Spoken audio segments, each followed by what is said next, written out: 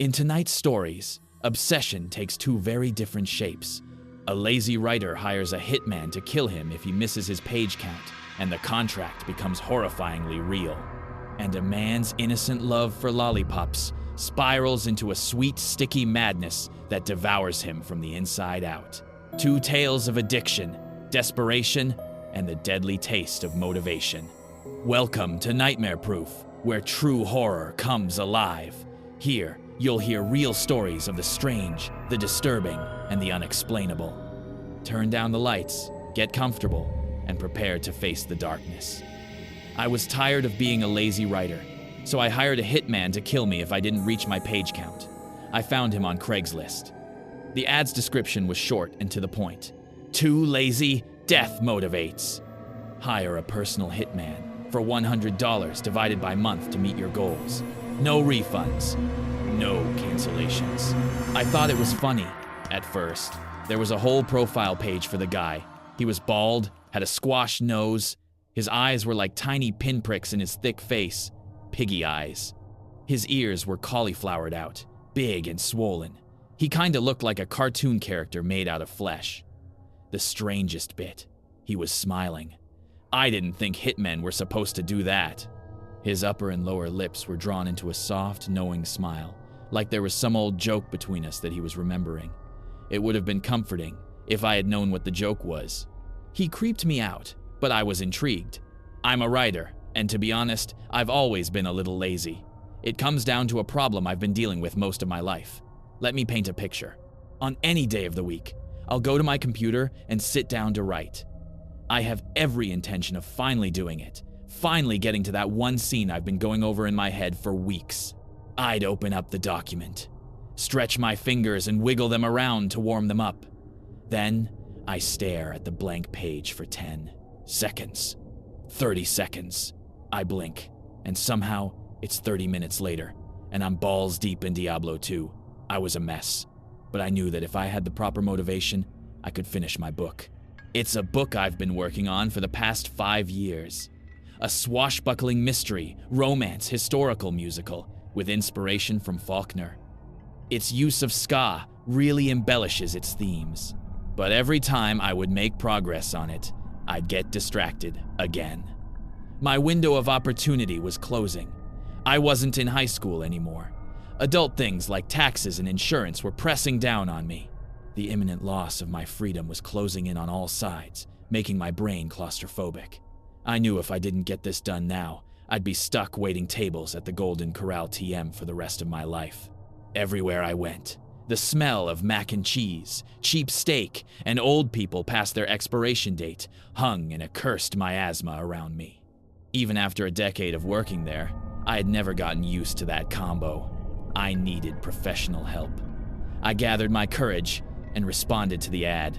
I got confirmation of the contract and was asked what I wanted my weekly goal to be. I took a while to settle on a number. I had to make it a reasonable one. That's just good goal setting. Third letter in SMART, attainable. I decided 10 pages was a good amount to start with. At the time, I thought it was odd that the hitman didn't ask me my address or phone number. But I didn't question it too much. He was the expert here, not me. I sent off the email, and a bubble of nervous gas knotted itself in my lower intestine, anxiety cramps. I drank some Pepto and tried to relax. I reminded myself I wasn't doing anything dangerous. I was just getting my ass into high gear. I was going to be fine. That first week, I was motivated. I finished my 10 pages in 3 days. I sent them off to my goal consultant at midnight on Wednesday. I was triumphant, like Sir Gregor in the medieval portion of my musical book when he had taken out a horde of space zombies with Iron Age tech. The jazz saxophone solo was a lot of fun to write. After a few minutes, I got a notification on my phone. A response email from my hitman. It was a thumbs up emoji. I relaxed. I didn't even realize I was tense. Looking back, I might have spent too much energy on that first week because the next week was a lot slower. By the time Thursday rolled around, I only had about 4 pages. That night, I was sitting at my computer, making weird noises with my mouth and pretending I was a professional drummer, when I noticed something on my wall. It was a small red dot. It looked like it was some kind of laser pointer. It was weirdly steady, jiggling a bit here and there, almost like a little heartbeat. I stared at it for a long time, trying to figure out what it was.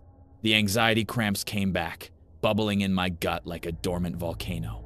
I told myself it was some weird neighborhood kid playing with their new laser pointer. I went back to goofing off, even though pains in my lower stomach were growing sharper. A minute later, the doorbell rang. I went to get it, and on the doormat was an envelope. It was pristine and unmarked, which was weird. I picked it up and shook it. It seemed to have only a piece of paper inside. I opened it up, pulled out the paper, and read it. 3 days. It took a moment for me to get it. Was this a joke? Was the gas company mad at me again for not paying my bills 3 months in a row? Then I remembered the hitman I had hired. I almost laughed out loud. I had completely spaced. Whoever this guy was, he was good. I took the letter inside and went back to my computer. The red dot was a few inches closer to my screen than it had been before. I started typing. I finished my 10 pages on Friday. Again, I was filled with feelings of victory. Just like Tsar Brian, the time-traveling Russian, when he saves Abraham Lincoln from a cyborg John Wilkes Booth. Another beloved scene from my book. I sent in the pages to the hitman. The red dot was still on my wall, still trembling with a strange regularity that made my chest clench up. The response email arrived. Another thumbs up. When I looked back at the dot, it had disappeared. I sighed, and my anxiety cramps went from an 8 out of 10 to a 4. I re-upped my subscription at the end of the month. It was hard to argue with the results. I had written more in a week than in the last 2 years combined. It was working. Besides, a large part of me didn't really think he was going to kill me. That would be illegal. In my moments of doubt, I told myself someone would stop him if it ever came to that. But a small part of me wasn't so sure. The next 2 weeks, I met my goals no problem. I think it was because I had nailed the letter I had gotten to my wall. Every time I glanced over at it, I felt my fingers move faster on the keyboard. They shook with an eagerness I had never felt before. I kinda loved the rush. The next week, I ran into a bit of writer's block. There was a romance scene between a reanimated George Washington and a sexed-up Jimmy Carter that wasn't coming together for me. It was a pivotal moment in my book, basically the climax, and I couldn't move past it. On Friday, I only had 1 page written. That was when I started to get worried. At first, I tried to fudge the system. I typed in a whole bunch of random words to make it look like I had written 10 pages. When I pressed the send button, my stomach felt like it was full of knives. 2 minutes later, the response email arrived. It had only 2 words. Nice try. I couldn't fake my way out of this. I stayed up all that night at my computer, trying out every sort of idea in my head. I was blocked up, both in my gut and in my brain. By the time the sun rose the next morning, I still only had 1 page written. I had also downed an entire bottle of Tums to try and soothe my stabbing stomach. It didn't work. I had limited writing time on Saturday since I was working a double at the corral. I had bills to pay. There, I was desperate enough to ask my coworkers for help with the romance scene. The only help I got was creepy Tommy pulling me into the bathroom to watch gay porn. I stayed until the end of the video so I wouldn't hurt his feelings. I was the last one left in the restaurant when it came time to close up. I was wiping throw up off a table from an 80-year-old's birthday party when I felt my gut suddenly seize up again. It was so bad, I bent double. As I tried to keep from adding to the vomit on the table, I felt my back tingle, little ripples and spasms that made me shiver all over. Someone was watching me. I turned around slowly, holding my stomach. My hitman was standing at the door. My heart stopped. He was tall and large in an almost fake-looking way. He was so still, it was easy to think he was actually made of plastic. His body rippled with muscles in a way that was grotesque and unreal, like pulsing animals underneath his skin. His face looked exactly like his profile picture. Piggy eyes, a soft chin. The small smile, so knowing, so unnerving. I felt vomit rise to the back of my throat again. The street lamp cast a sharp glare off his bald head that hurt my eyes. My knees went slack, and I braced myself against the table. I felt my hand touch throw up, but I didn't care. I tried to control my breathing, but it was like trying to stop a runaway train with one hand. Pointless. My hitman stared at me for a long time. He didn't blink. He didn't flinch. I wanted to cry. He moved, and I jumped about 10 feet in the air. I also pissed my pants. After my body was done spazzing, I realized he wasn't trying to attack me. He had only moved one of his arms in front of him, his pointer finger sticking up towards the sky, straight and still. He mouthed something I couldn't hear through the glass. I tried to read his lips. It took a few seconds. One day, he said it 3 times. He smiled a little wider. Then he turned around and walked into the night. I didn't even finish cleaning up. I ran out the door, got into my car, and went home as fast as I could. I almost crashed 3 times. Eventually, I pulled into my parking spot, leapt out, and sprinted to the front door. I fumbled with the keys for a moment. Every second counted, and my sausage fingers were wasting them. After a bit of effort, I got the tumblers to turn, and I slammed open the door. I got inside, locked it, and pounded upstairs to my computer. I booted it up, not even taking time to change my pants. I started writing. I tried. I really did. By the time Sunday morning came around, I had 3 pages. I'd broken down and used some of the stuff Creepy Tommy showed me, but I had to delete it. It didn't feel right for Jimmy Carter to say things like that, sexed up or not. At one point, I got so desperate, I called the police, but they stopped talking to me the minute I mentioned my contract. Thought it was some kind of practical joke. Also, I might have spent a bit too much time describing my book. I couldn't help it. I needed to practice my elevator pitch. I barricaded myself in my room. I locked the doors, put stuff up on the windows, anything to buy me time. I watched YouTube videos about writer's block while I worked. When that didn't help, I switched to rom-coms. At one point, I was watching 3 different films all at once at 2 times speed. I was also blasting the audiobook of A Court of Thorns and Roses on a portable speaker. The hours ticked by. When it was 2 hours to midnight, I had my breakthrough. Halfway through Jerry Maguire. It was so simple. The scene needed Tom Cruise, and it needed him bad. The 3rd member of the throuple. The person who ties them all together. I went to the page and started typing. An hour passed. 1 hour to midnight. I was at 5 pages. I did the bis, math in my head, and knew that I had to type faster. I focused on the story, not the smaller mistakes. As I typed, I let the typos build up to a pile the size of a mountain. Every thought I had, I put on the page. I let myself go onto tangents, explain things in long and circuitous ways. I could fix that in revision, and it wasn't half bad if I say so myself. Half an hour to midnight, 7 pages. As I typed, I heard something shift behind me. Was something in my closet? For a moment, I paused. Then I got back to work. I didn't have time to check. I kept writing. I stretched out a conversation about what date the 3 were going to go on, just so it could buy me another page. 10 minutes, 9 pages. I heard another noise behind me. I knew I shouldn't have looked. I knew I should have ignored it. But I ended up wasting 30 seconds of my precious time to glance behind me. At first, I didn't see anything. My room was empty, illuminated by my desk lamp with a strangely flat orange light. Then, I caught a flash from a dark corner.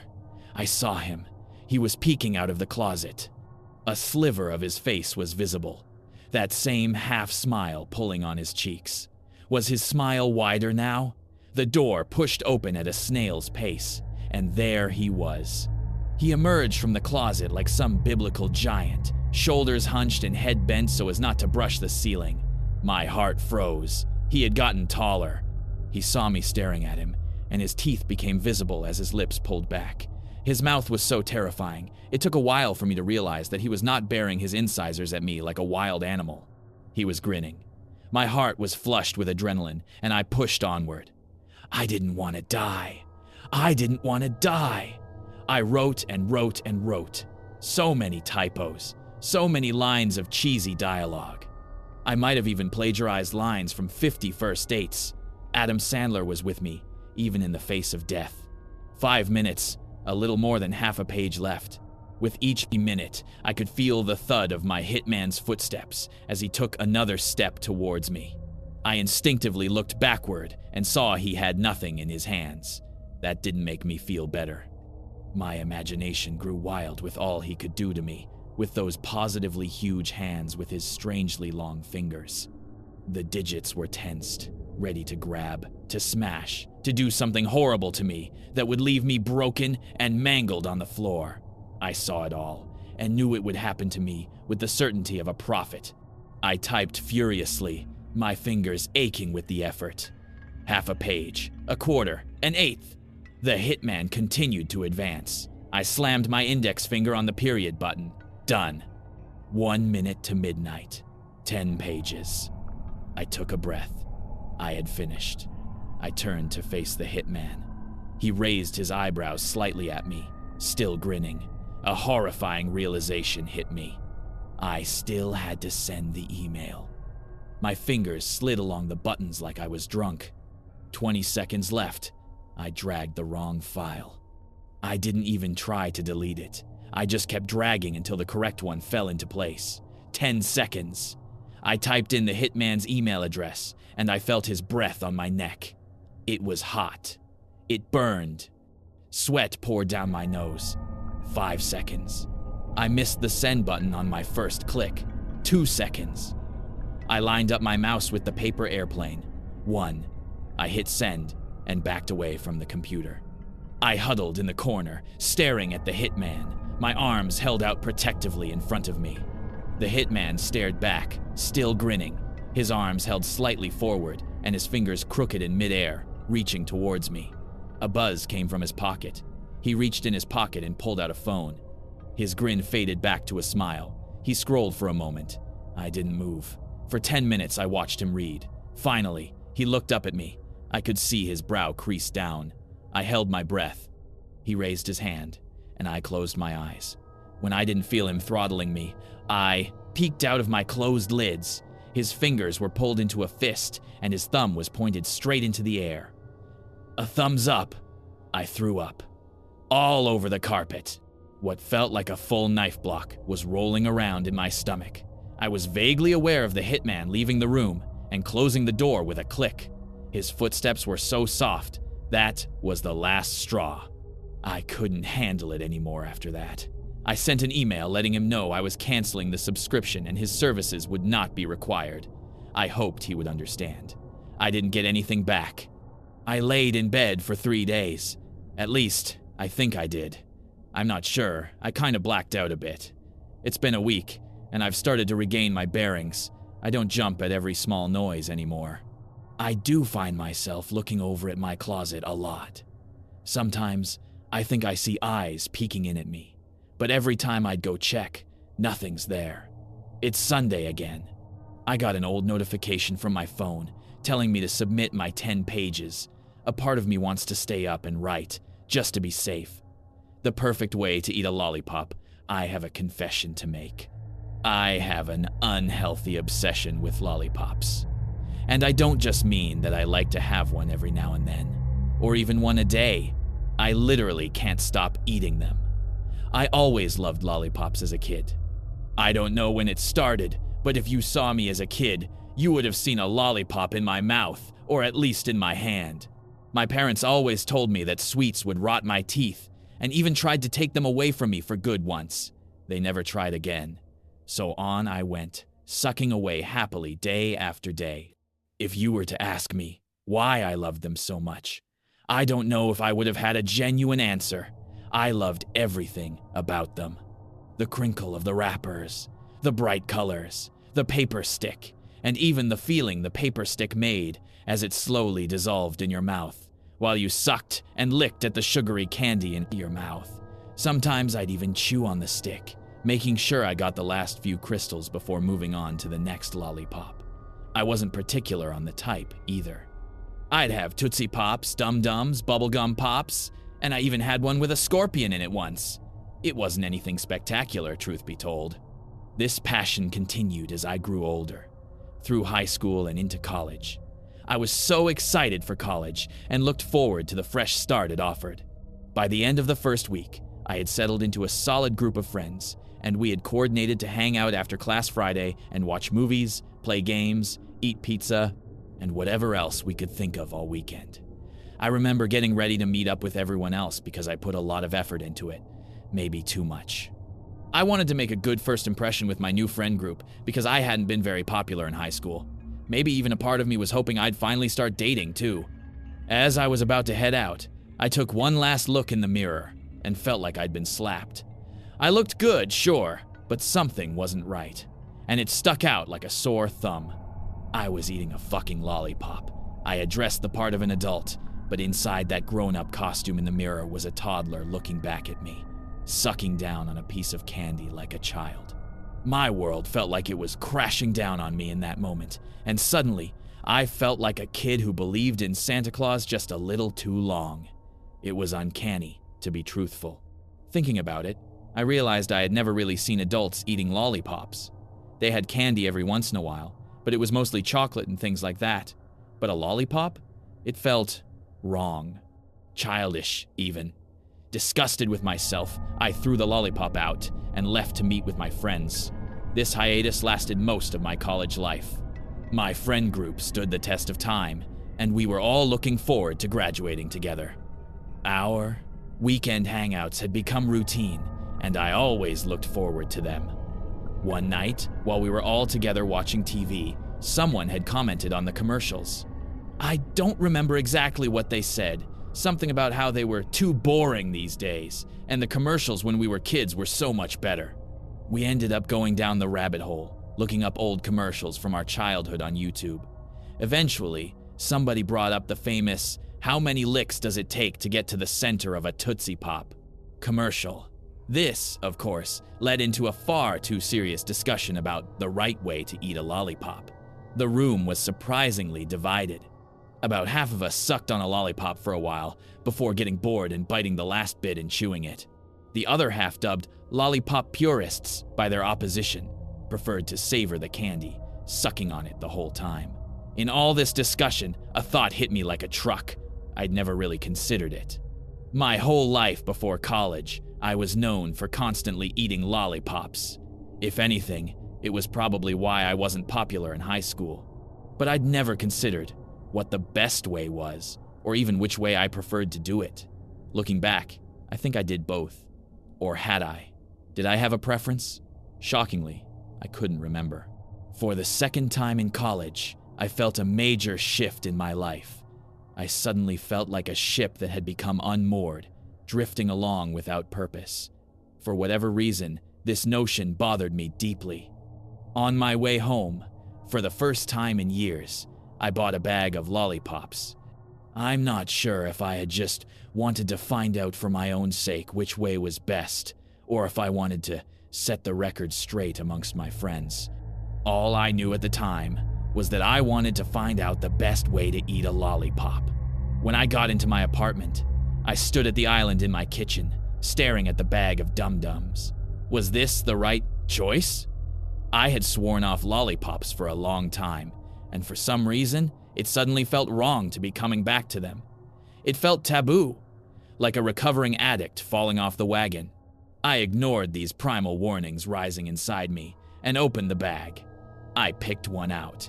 Cherry. Not my favorite, but it'd do. I untwisted the wrapper where it met the white paper stick and lifted it off the crystalline dome of sugar. The wrapper had maintained its shape and mimicked the rounded shape of the lollipop. The lollipop itself glistened red in the light of my apartment, almost beckoning to me. I held the white stick gingerly and placed the candy to my tongue.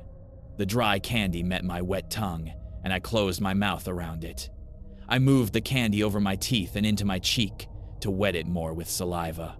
As I did so, the clicking of the candy against my teeth evoked feelings of warmth, like curling up beside a fire with a cup of hot cocoa in the middle of winter. I spun the lollipop against my cheek, the initial layer of solid sugar finally yielding to my saliva, melting into my mouth. The cherry flavor, as the newly liquidized sugar ran across my taste buds and down my throat, was almost euphoric. I felt my mouth filling with saliva as I continued, soaking the candy, dampening my tongue and cheeks. I moved the lollipop forward, holding the rounded ball of sugar just behind my lips, sucking on it just enough to keep the flavor of it rolling across my tongue and into my esophagus. I swallowed, and the cherry ichor seeped deeper into my body, reaching out to my inner child. My lips pulsed, forward and backward, over and over. I pulled the lollipop back over my teeth and onto my tongue once more. I pushed the lollipop against the roof of my mouth with my tongue. The lollipop melted slowly as I sucked the cherry-flavored sugar and saliva mixture into my stomach. The white paper stick began to deteriorate, signaling that my time with the lollipop was nearing its end.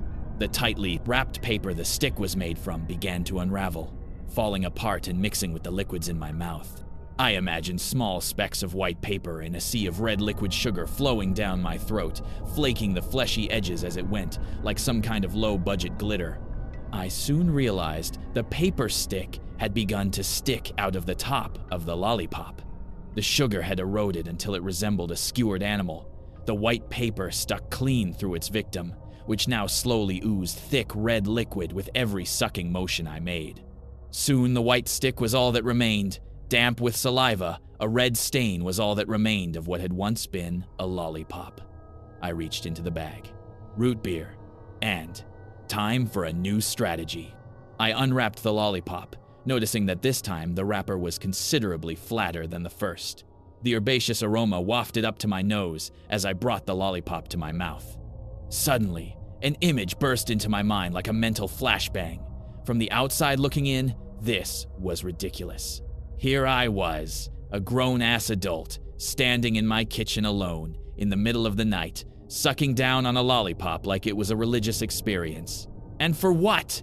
To figure out the best way to eat a lollipop? I scoffed to myself. It was childish. I threw out the lollipop and the rest of the bag along with it. As ridiculous as it may seem, I was proud of myself for moving on for lollipops in a weird way. I felt like a kid finally moving on from their childhood blanket or teddy bear that had been long worn out. With it came a newfound confidence and social life that I was not ready to lose.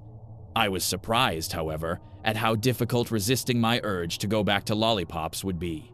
My friends carried on their debate for a long time, and each time I had to muster every ounce of willpower I had to get through the conversation. I felt trapped, because I knew how ridiculous it would sound if I told them what I was going through. One day, my friend and I were in class when I noticed he was staring at me. What? What do you mean, what? Why are you staring at me? Are you serious? Yeah, why are you staring at me? He stared at me, and I could tell he was trying to hold in laughter. I'm staring at you because you are absolutely going to town on that pen, he burst out, laughing. I looked down, my pen shimmering with spit. I'd been sucking on it subconsciously. Oh shit, I didn't even realize. Finals must be stressing me out more than I thought, I said, chuckling nervously. I prayed he would brush it off too, and luckily he never said anything more about it. This was not the last time I would struggle with my obsession, however. Not too long after, the debate about the best way to eat a lollipop amongst my friends came to its peak. One Friday, someone walked in and dropped a big bag of Tootsie Pops on the table triumphantly. All right, everybody grab one. We're settling this tonight, he said. He was joking, but everyone seemed to enjoy the sugar for the night. I did pretty well, avoiding them at first, but the alcohol slowly eroded away at my willpower, and I eventually gave in. I had one after another, after another. It felt so good to just let go and return to my childhood. When the time came to go back to my apartment the next morning, nobody wanted to take the lollipops home. Someone asked me if I wanted them, and I said yes instinctively, realizing too late what I had agreed to. I caught the bag as it was thrown to me, stunned at my own actions. I plopped the bag on my island when I got home and stared down at it. I told myself every lie I could. Maybe I would just hide them, have one every once in a blue moon, or Maybe I could have some now and slowly wean myself back off until I didn't feel the burning desire to have them. It was all pointless. They were back, and I was powerless against them. I grabbed the first one from the bag. Chocolate. Ironic, considering the inside was chocolate. I plopped the large ball of sugar into my mouth. I knew this one would last longer than the cherry dum-dum I'd eaten previously. I let the moist environment of my mouth smooth and soften the candy. As I moved it into my cheek, my face distended to accommodate the mass. The size of the Tootsie Pop caused my skin to stretch tight across it, feeling almost like it was about to tear. Compressed between my teeth on one side and the taut skin of my cheek on the other, chocolate flavor was squeezed out of the lollipop, joy replacing fear. Air pockets that had formed in the crystallized sugar became jagged edges, digging into the soft, fleshy wall of my mouth. Soon, the hard exterior gave way to the softer, more tender chocolate interior. Like the prize at the bottom of a box of cereal, it was here. The reward for all my hard work was but moments away. Or it could be mine now. Impatience overtook me as I placed the candy between my teeth. I bore down until the candy began to fracture like glass. There was a loud crack that echoed into my skull and almost made me think I had broken a tooth. Sharp fragments fell apart in my mouth, digging into my tongue and gums. Meanwhile, the soft interior of the lollipop was squeezed between my teeth. As I went to bite again, the tar-like chocolate suctioned to my teeth, almost threatening to rip them from my gums. As I pulled my teeth from the soft chocolate, I could feel a soft popping as they were released from their captors. I bit down again, the chocolate softer, more tender than before. At least it was, until I felt the crunch of a shard of sugar crystal that had mixed with the terry chocolate, creating a clash of textures. The crushed sugar mixed with the chocolate to make a substance that felt like sand mixed with Play-Doh. Eventually, this gave way to a thick, but mostly liquid substance, and I swallowed. I placed the stick between my front teeth, dragging it through them, scraping every last piece of chocolate into my mouth. I pulled the stick out of my mouth and threw it in the trash. Maybe an hour or so later, the bag was empty. I stood in my kitchen, saliva and chocolate rimming my lips, my mouth raw from the sugar and jagged candy. I needed more. I went to the closest store, scooped an armful of lollipops off the shelf, and rushed home. I ripped the first bag open and dumped it on the counter. I was thoroughly obsessed, trying different combinations of biting, licking, sucking, and everything in between I could think of to figure out the best way to eat the candy before me. I think I lost the first tooth when I tried biting a lollipop immediately without getting it wet first. The blood helped soften the sugar even faster, which was a new approach I hadn't considered previously. The sugar mixed with the blood to make a thick, almost gel-like texture that was easier to swallow. As I continued, the blood from my broken tooth masked my bleeding tongue, which had been rubbed raw from repeatedly licking the tough, granular candies. By the time I realized, my tongue was little more than a nub in my mouth.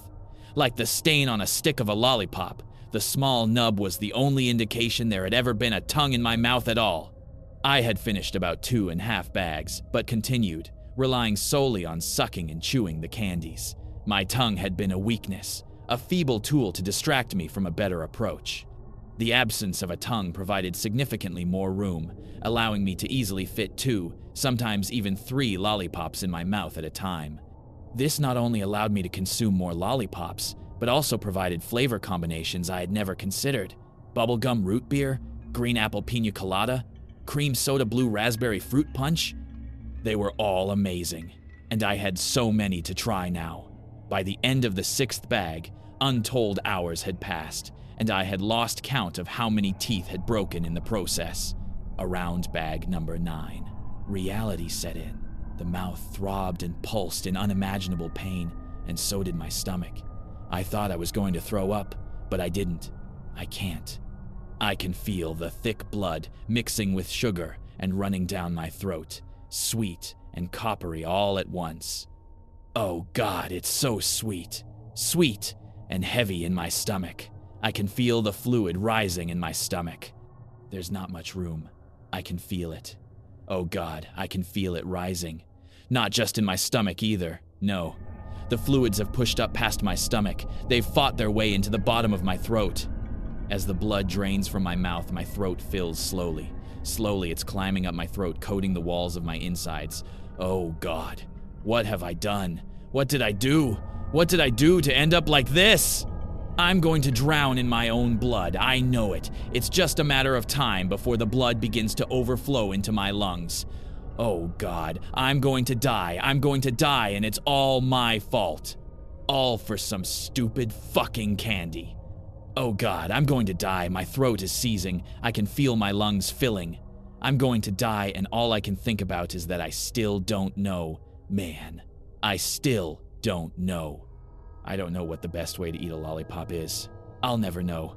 It's all I wanted, and now I'll never know. I'll never know, and I'm going to drown in my own blood. I'll never know. Thank you for watching Nightmare Proof. If you enjoyed these stories, don't forget to like, subscribe, and share to keep the nightmares alive. Have a story of your own? Send it in, and you may hear it here next time. Until then, sleep well if you can.